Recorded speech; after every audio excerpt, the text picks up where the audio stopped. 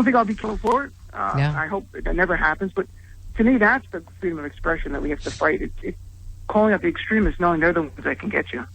You know, it's interesting. You wrote a piece, speaking of, and again, not to compare in terms of violence, but you wrote a piece called because Hannity will have your clip on. I understand. I understand. Let me pause so Sean can take a clip. Huckabee. Yeah, you'll appear in a square next to Brent Bozell. Not comparing Mike Huckabee to the terrorists, but you wrote a piece called "The Devil in Mike Huckabee," and you say as governor he did some good, compassionate things, but really, gay marriage makes Jesus cry. Michael Brown had it coming. Yikes.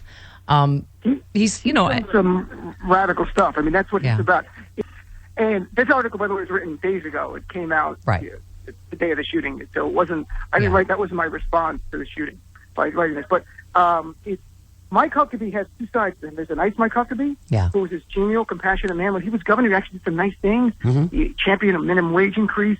He has a program, Art Kids, to help Arkansas's children. Yeah. And then there's the Mr. Hyde out there, and that's what I want the people to see, the other side of Mike Huckabee. No, it's true. You know, beware of the people. You go, oh, he seems like a nice guy. You know, and you're like, whoa. On Fox News, you know, it's like, wait, gay people what?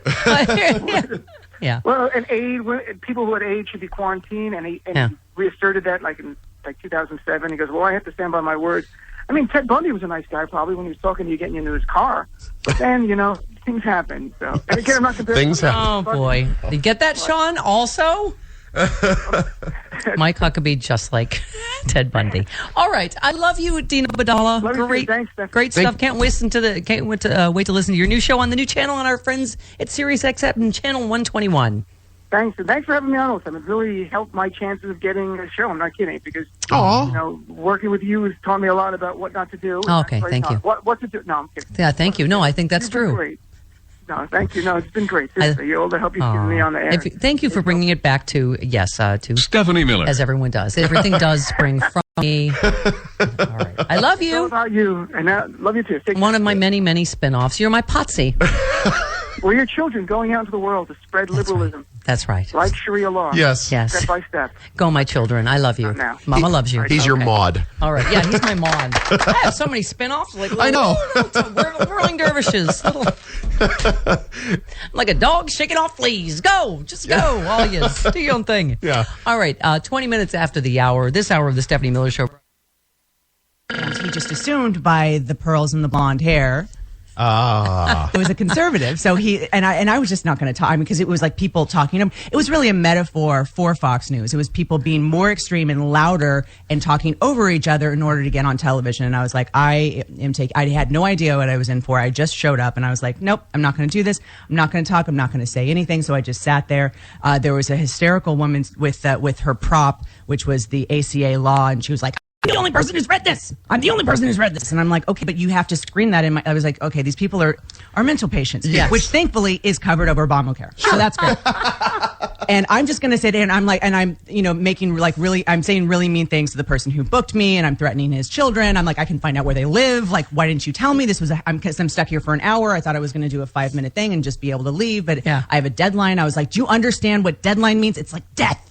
And I'm getting really upset. And meaning things to him during the commercial breaks, and then finally at the very end, somebody says something, God forbid, liberal, and Hannity looks to me and he's like, "Are you going to let her get away with that?" And I said, "I was her single payer." Yeah. And I was like, wait a second, why is no one screaming at me? Like, no one has tackled me, no one's hit me with the entire law. Stunned them. Right, I know, but that was it. Like, everyone was stunned, and then I heard silence, and I was like, okay, I'm going with this. Yeah. I was like, all right, and I for some strange reason was able to land the story about my in-laws who were going to, they were in the donut hole. They are 50 years old when they lost their job. Right. Or, in their 50s when they lost their job. And they were about to lose their home because their savings, $24,000 a year, was going just to pay their premiums. Just to pay their premiums. Yeah. And so now they qualify for what was Medi-Cal. Right. And they aren't paying anything for their health care. And because of that, it saved their home. And I was able to just land this entire story. And then I was like, okay, I don't. And then then people started yelling over me, and I was like, wow, this is amazing. Yeah. Then the Thunderdome right, exactly. started. And then they were like, okay, well, I guess we're going to scrap that. but it never. Yeah. Wow. Yeah, I mean, well, I've used to be on, and then I blow it up on purpose every time. I mean, they'll never ask me back. Yeah, Nina Savuto yelled at her the next day. He did a whole segment about me the next day. They do it when you can't answer back. Exactly. Right, when you right, because they have to vilify the right. Well, they don't like liberals that fight, hard. Right, exactly. Well, Bill O'Reilly, their people called me while I was in the studio at This American Life. Oh, wow. It hurt. Yeah. It hurts so much. I'm still upset about it because they haven't called since. Oh. I know. And it was one of those things where you're just like, okay, well, if I say that I'm this, if I say I'm an NPR, oh no, I'm never getting called back. Yeah. Forget it. No, they do. They try to ambush you. When they used to call me from Fox, it's like oh, you're just walking into this. Oh, hey, would you like to talk about what? I mean, it's here's the topic designed to make the liberal look like an idiot. Yeah. Particularly if it's in front of an audience, would you like to watch?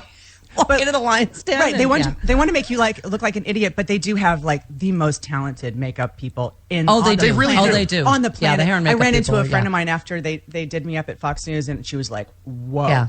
I was like, no, I'm supposed to always look like this. And she's like, no, you don't. You do no. Can I just say, maybe I'm talking out of school here, but this tells you everything you need to know about how unbalanced that it is in the whole media landscape. Is you can bring, because we're girls, you can bring it down to hair and makeup. You're absolutely right, because you go on Fox News, it's like you're like, wow, and beauty queen. I've never. Okay, I've I don't never want to. Please, no, come on. When I used to Stephanie, go, do it. When I would go on MSNBC. The poor guy was like 1,000 years old with Coke bottle glass, the hair and makeup guy.